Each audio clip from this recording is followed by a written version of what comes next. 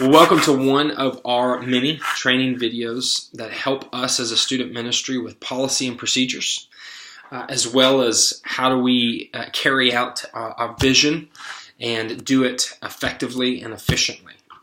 And this one is based on a policy that needs to be reiterated. It can never be reiterated enough but by the grace of God and Him protecting us, and we trust in that. There's also this element of we're somewhat built on a pretty fragile system. It wouldn't take much, and so I constantly have to go, okay, what are things that we have to keep in front of you, keep in front of me, that protect what the Lord is doing here. Yes, trusting in Him, but trusting in Him is not just enough. We also have to put things in place. And so this is our texting policy video. And the reason why I'm bringing this to you is because I think it's real easy in the midst of becoming relational to extend relationally to opportunities that give you the chance, such as social media, texting, etc. Right? And these are easy opportunities to extend beyond a Wednesday night, and we want you extending beyond a Wednesday night, but we never want you to forget that our primary role is to partner with parents. And though you, as a life group leader, don't do a whole lot of communication with parents, one of the ways you're communicating with parents is by understanding boundaries and understanding what's acceptable, and understanding if I'm a parent who's not really involved at Legacy, what you're communicating to me just simply by setting those boundaries in place. So this is one of those boundaries we set in place. I'm going to start with middle school, and then we'll go to high school, because both are different. Both are in a different place developmentally. Both are in a different place of how we're partnering with their families. Both are in a different place of what tends to come through our door. High school, we tend to have a lot more students whose parents and families don't go here. So that changes something, and we need to address that, and yet we still have boundaries and policies in place. I will say this. There are times where we have to communicate well, you as a life group leader to me, because there are certain situations that what I would call special circumstances that might go against this policy, but are ultimately for the good of the student. And so I want you to know those two, and so we'll end with that, and then I'll pray for you guys, as this is a really hard policy to hold on to, because oftentimes it's not you who initiates the communication. And then you're put into a situation in which you might lose some validation with students or trust with students. And we just somewhat have to be okay with that. So let's start with middle school. Middle school is pretty simple. Never, ever, ever should you text just a student. It doesn't matter if you're the same gender, definitely if you're opposite gender, of course, but you never do that with middle school students, ever. It just doesn't happen. They are way too young. They are still very much underneath their mom and dad in so many different ways. Developmentally, they could get attached in the wrong ways. It's just not good. So not encouragement, not a prayer, nothing. We don't text students in middle school if we are an adult leader. It doesn't happen. Number two is the only way that this can ever be possible, and I think it's good because I think this is an extension of parent partnership. I think I've told a story at one point, which I'll reiterate after I give you the point, Number two is you can text the student with the parent included in the text. That's the only way it can possibly happen. And remember, this is expanding parent partnership. The story that I've told you before is actually from our, the Lead Small book that we've walked through before in the past, but it was this life group leader. It was actually a phone call. It wasn't a text, but it was this life group leader who heard one of her students talk about a really hard test that she had. That 2 days later, the night before the test, the life group leader calls the home phone, which most don't even exist anymore. It calls the home phone, talks to the parent, says, "Hey, Susie told me about this test. Would you be okay if I prayed with her?" And she was like, "Absolutely. Thank you. Of course, right?" And the parent feels like she's a part of that. Talks to the student, prays with her. Amen. Parent feels partnered with, student feels loved. You feel like you've done your role, and that's exactly what we want. Texting is no different. I pick up the phone, call mom, say, Susie was asking if we could start texting. I told her our policy, and so I'm calling you to go. I would love for you to be included in that. Our text would simply just be encouragement-driven, prayer-driven if she has any questions about the lesson, but you would be included in that. And if you're not comfortable with that, I completely understand. But maybe you could help me by just explaining that to her. And I've had to do this before. I had a middle school student that was texting me, and it was also opposite sex, and there was a few of them that went through, and I really didn't respond, and then it's turned into not just statements, but questions. So, it started with, that was a great Wednesday night, thanks for everything, thumbs up back.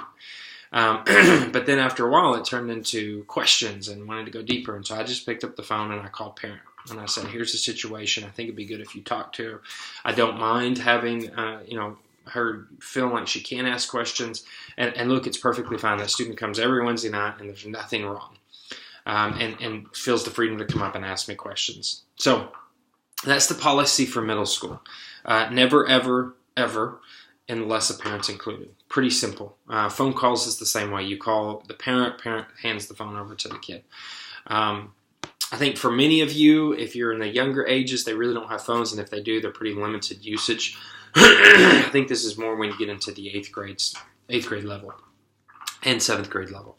But mostly 8th grade is when they're really starting to reach out to you. They want to go deeper because they're starting to transition into a high school mindset of, I'm looking to find those mentors in my life. And that's a good process, but that's ultimately what's happening from that 8th grade to 9th grade range.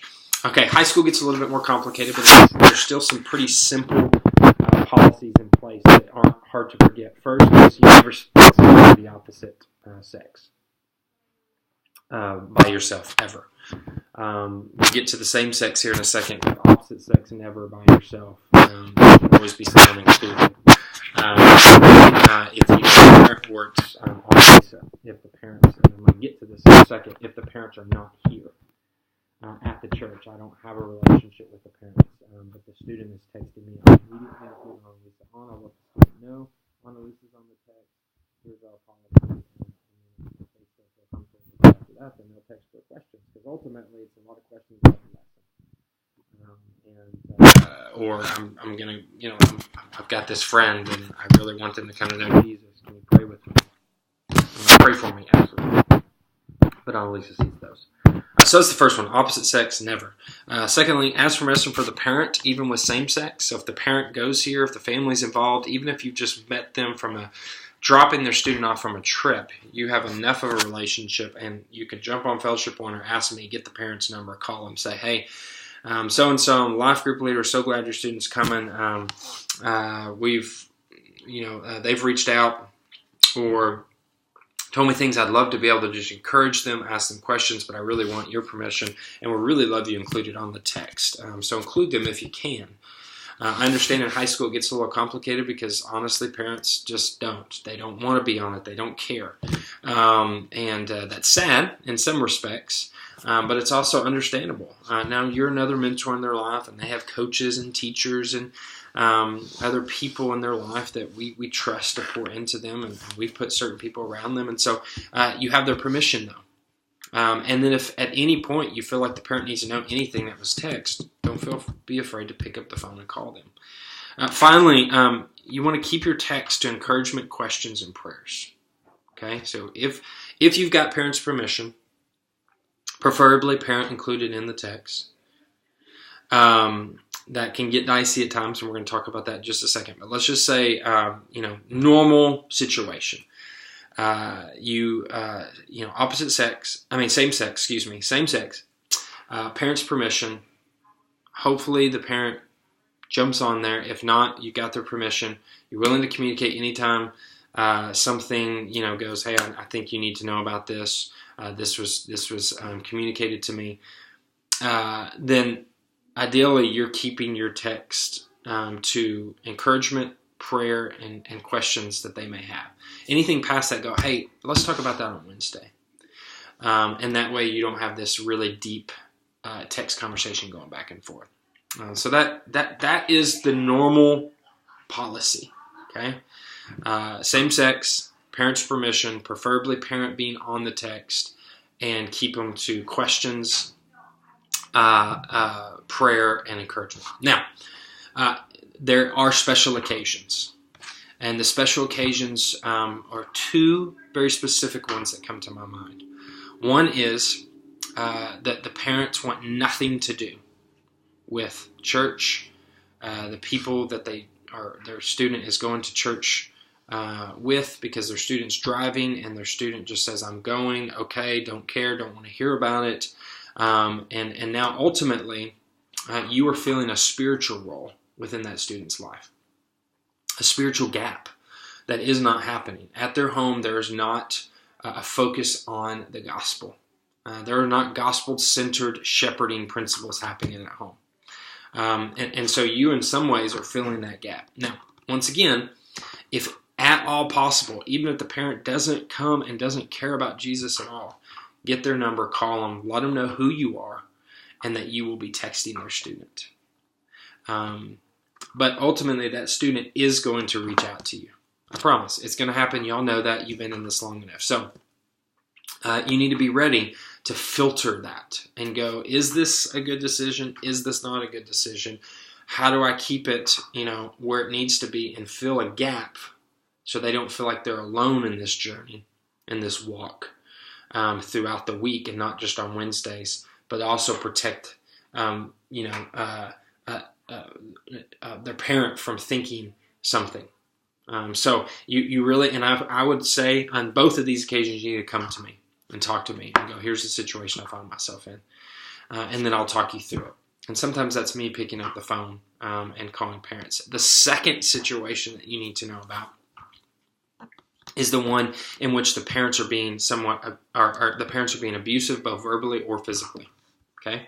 The last thing you want to do is to pick up the phone and call the parents and say they want to talk to me, because now the parents are cued that they're talking to somebody about what's going on at home, and it's going to make it worse for them. They're ultimately going to be pulled out and they're never going to come back. And you actually just made things worse for the student. Because part of our role as a church is to protect and to come alongside and protect the people of God. You are many shepherds. I say this all the time. And so if there is something attacking the sheep, you're going to put your life in front of that, and you are going to protect. And so, I think this is good, because ultimately, you're gonna serve a role there, and you need to be somewhat communicating. I actually would not say that texting is best, because those parents can still see the text, probably, if they care at all. But you're going to be a little bit more intentional there than probably just questions, prayers, and encouragement.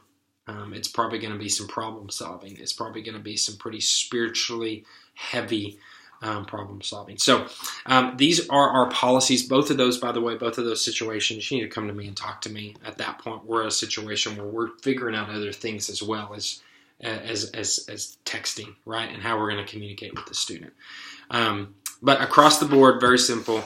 Middle school, never text just a student. Parent always have to be involved. If the parent doesn't want to be involved on the text, you don't do it.